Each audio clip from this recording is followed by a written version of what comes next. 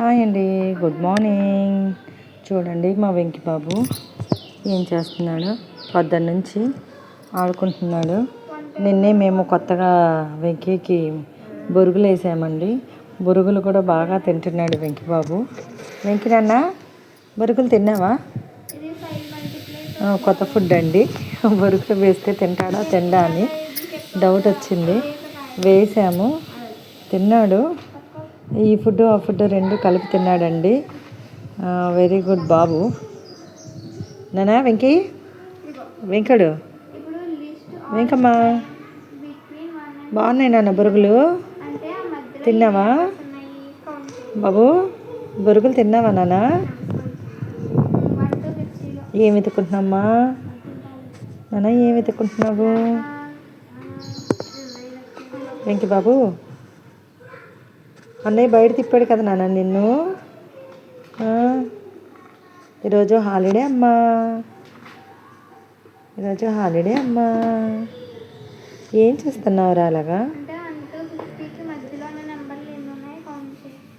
నాన్న నీకు ఒక కథ చెప్పనా నాన్న? ఒక ఊర్లో అంట రెండు పిల్లులు ఉన్నాయంట. ఒక పిల్లికంట ఒక దగ్గర బన్ను దొరికిందంటమ్మా. బన్ను దొరికితే ఏం చేశాయి?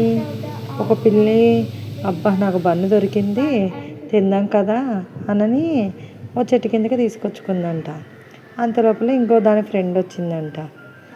నాకు కూడా ఆకలిగా ఉంది, నాకు కొద్దిగా బన్ను పెట్టవా అని అడిగిందంట.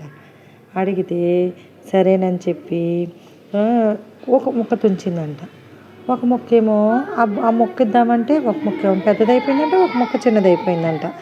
అయ్యయ్యో ఇలా అయిపోయింది ఏంటి, ఎలాగా అని అనుకుని ఎలాగా అని అనుకుంటుంటే అప్పుడు ఒక చెట్టు మీద కోతి వీళ్ళిద్దరిని చూస్తూ ఉన్నిందంట.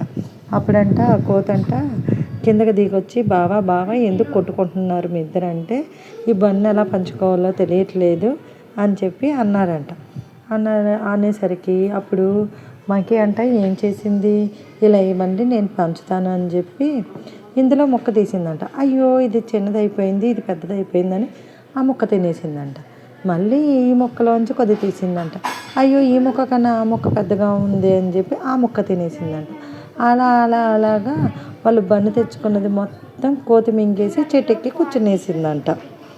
అందుకే మనము ఎప్పుడూ దేనికోసము కొట్లాడుకోకుండా చెరి సమానంగా సర్దుకొని తినాలి ఇద్దరున్నప్పుడు.